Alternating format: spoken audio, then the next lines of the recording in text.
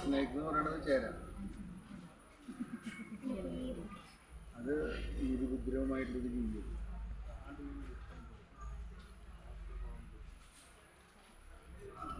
ഇത് വെള്ളത്തിൽ കാണും, വെള്ളത്തിൽ കാണില്ല.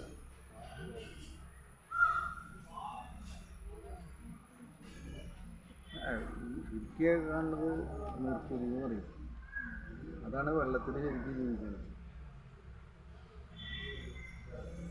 ഇത് വീട്ടുകാർക്ക് ഉപയോഗം എന്ന് പറയുന്നത് വലിയ കണ്ടമാനം വരുന്നത്.